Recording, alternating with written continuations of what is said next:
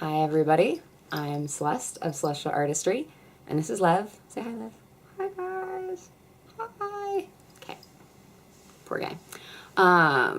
And this is a introduction and a little bit of a review of WizardWorld Comic Con Portland.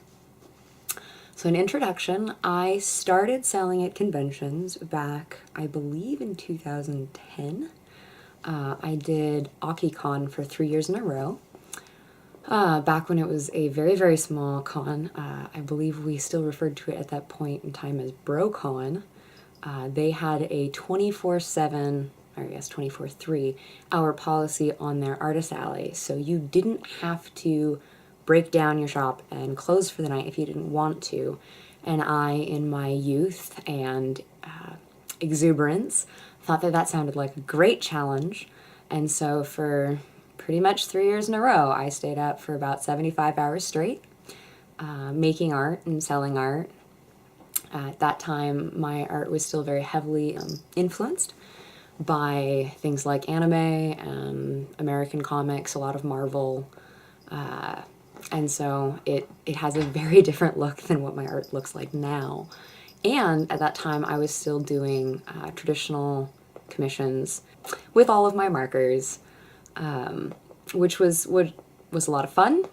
It was a lot of work, and it meant that I wasn't always looking up at the crowd, which I definitely enjoy not doing as many commissions directly at conventions now. Also, just the fact that I don't advertise my commissions as much. I stopped doing AkiCon after what was infamously referred to as Garage Con or Bucket Con in some people's threads, where we were stuffed out into their parking garage that was unheated, mostly unventilated, had leaks, had buckets hanging from the ceiling trying to catch some of those leaks, and black mold. Hey, Levy. It was terrible. It was really terrible. They didn't tell us at all that that's what was going to be going on, and so we couldn't plan ahead. And when we asked for an apology later, not even refunds, just an apology, it didn't go over well, and their PR was fairly terrible, as well as their HR and the way that they handled the artists. So that was my last year doing AkiCon. I did Sakura Con in 2012. I was absolutely ecstatic to be able to do, such a large convention. I think at that point in time they were almost, or maybe slightly over 20,000 people, which was huge compared to, tiny AkiCon. And I did great. I had, I think, 24 commissions after that convention, which had me going for about a year. And I am not a fast artist, especially with traditional, so that was both a blessing and a curse. I made money, but I also had the kind of feeling of, oh crap, I have to do things all the time over my head for quite a while.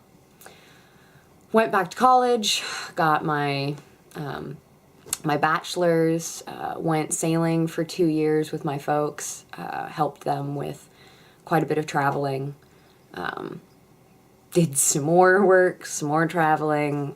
Fast forward to the end of last year, 2016.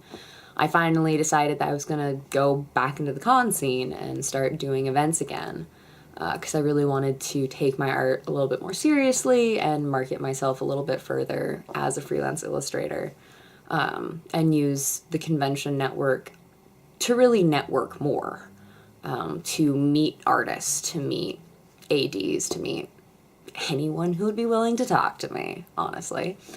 And so I did a great little event down here in Seattle called Mahoto Market. All the girls who organized that are absolutely outstanding people, and they did a remarkable job for a first-time event. It was a 2-day right down in downtown Seattle in the International District, and it was phenomenal. My art didn't necessarily fit in the vein of what they were going for. I was on a waiting list and ended up getting a table about 2 weeks before the event. But it was still a ton of fun. I got to meet a lot of folks. A friend of mine who does plushies, Cody, did great. She had a lot of fun at that event.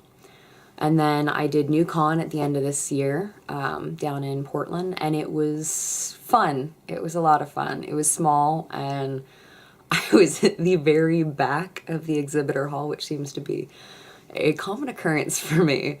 But we just had a great time with everybody around us. Randall selling his books right next to me. Reckless Conventions just across the way, who do phenomenal plushies and different sewn projects like cuffs and collars and stuff like that. Yeah, I made a lot of friends there. Did all right, which was fine. You know, I wasn't expecting a whole bunch, but the people of Portland just blew me away with how nice they all were, and how everyone just wanted to stop by and talk for a while, which I'm all about that. And it was great. And so fast forward to last weekend. WizardWorld Comic Con, some of the numbers that I had heard reported from their previous year's attendance were very high. It sounded like a very strong convention, having come away with a fair amount of success with NewCon, which was, I believe, about 1,400 attendees. I was really excited, and I was hopeful to do a fair amount of sales. And that hopefulness kind of bit me pretty badly in the posterior. There are times when setting expectations for yourself and sales goals is great, and it motivates you to work harder and to put 110% in. And then there are times when those expectations in no way reflect what reality is going to be, and it demoralizes you and disheartens you. And that was what happened with Wizard World. I never actually left the exhibition hall. I never went pretty much out of the vending area. I went to a single Q&A panel because a friend of mine, Marie, was like, hey, let's go see Alan. So we went to a Q&A, and he was great, and it was definitely one of the highlights of the entire weekend for me. I'm sure that those of you who have been reading reviews or who have heard from folks know that it was definitely a mixed bag. To put things in perspective, I only made back the cost of my table, which was not at all what I was expecting. And part of that is my fault. Part of it has to do just with problems with the convention, problems with setup, the way that the floor was laid out. But also, I always want to make sure that I take responsibility for my own shortcomings. And I had many. I had expected a much stronger convention. And when that didn't occur, and when sales figures were absolutely demoralizing Friday night, it affected my attitude, and it affected how I approached the convention, which I'm very sorry to say. And if any of you who stopped by the booth picked up on that vibe, I'm so sorry. I was trying to maintain a more positive outlook than I felt, because people deserve to have a good convention experience, and they should. And it was great to talk to people who this was their first con and they were enjoying themselves, or people who had been multiple times and they were enjoying themselves. For myself as a vendor, it was an interesting setup.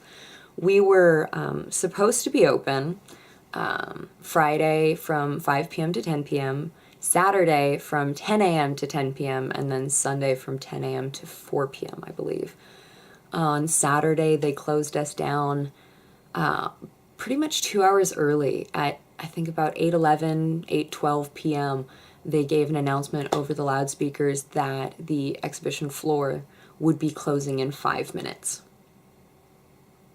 Yeah, 5-minute warning. That was really slick. I've heard from other podcasts and from reading reviews that people were still trying to finish sales. Some people had been in panels expecting to be able to come back before 10 p.m. and get their final purchases for the day on Saturday, and they were completely blindsided by the fact that the floor was closed. We were too.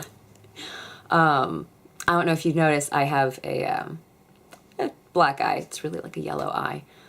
That happened from an accident Saturday night. So in a way, I was kind of glad that we were closing early, only because I had a rather severe pain in my eye. Well, under my eye from that. The poor gal next to me was a comic book author, and she had one of those folding collapsible easels that look kind of like the tent peg poles, and it got knocked, and I had just started to turn my head, and it slammed right into me. Complete accident. I hold absolutely no hard feelings, and I felt so bad for how concerned she was over the entire incident. I tried to assure her I'm fine. You know, thankfully there was no permanent damage. My eye was fine. I really, it just made for a fun story and a really interesting black eye to explain to people. So having closed down the 2 hours early for me was nice in the fact that I got to pretty much just go back to where I was staying and collapse and go to sleep that much earlier, which was nice, especially after having iced my eye. Just a fun experience. I've never had a black eye before, and we're very jazzed about it, actually. It was definitely a tough pill to swallow, and it was humbling in a lot of ways. But I know that there's a lot that I could have done to try to make better sales and to try to be more engaging for folks. On Sunday, I know that my attitude was so bad that I pretty much just played my Walk the Moon Spotify channel for hours. And anytime somebody was not actively looking at my art or walking past the booth, I just had both earbuds in and I was dancing, just trying to keep any sort of positivity so I didn't attack something. Oh, totally forgot. One thing I did want to do before I wrap up is say a huge thank you and shout out to those of you who did stop by at WizardWorld Comic Con. You definitely made my weekend. A huge shout out to Vaclav, who is Vaclav Deloy over on Instagram. It was really, really fun talking to you again. So what we can look forward to in the future, I'm going to be at Mythic Worlds in March down at SeaTac.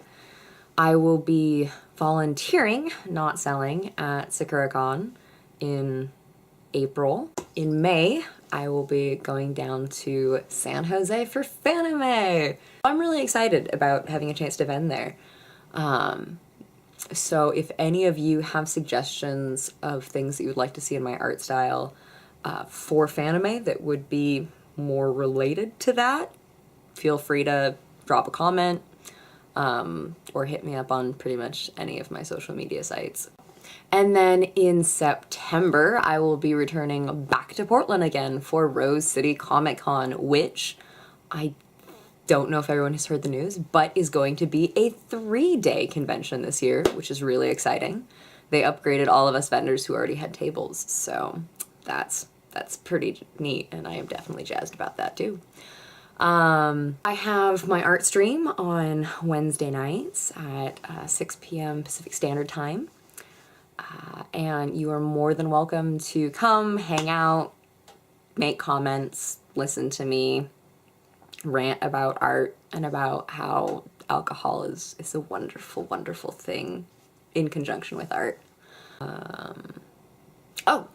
Some projects that I have in the works. I'm working on my Kaylee portrait, which I'm sure those of you who follow my Tumblr at all have seen. some of the work in progress photos. I am working on my Supernatural fan art book piece, which is getting near to completion, which it needs to be because I think the deadline for that is March 1st. That's right around the corner. Where did February go? And I'm going to be adding some more Supernatural portraits. I'm debating if I might venture into some Walking Dead portraits because they're always fun. For non-fan art related pieces, because I do them too. I'm planning on doing some really fun designs for some griffins, but a little bit unique. Definitely planning for some more monster designs because I love designing crazy monsters. I really do. They're some of my favorite things to do. There's also my sassy animal tattoos, which I'm hoping to actually have as temp tattoos. Which should be really fun. We'll see if I can get those to work. But those will be pretty entertaining. And as always, there is my Hannibal sketchbook that I am slowly working on. I have a very loose goal of getting enough pages together to actually make a softbound volume of it for I want to probably do it by season, so trying to get everything from season 1 done. The very loose goal that we'll see if I can hold myself to is by the end of the year. If I can do it faster than that, that would be phenomenal, but we'll see. Yeah, if I could get stuff ready for Rose City, that would be epic, and we'll see if it happens. Probably not, but you never know. So yeah, thank you so much for watching, and feel free to introduce yourselves in the comments below, or over on Tumblr, or my Twitter, or my Instagram account.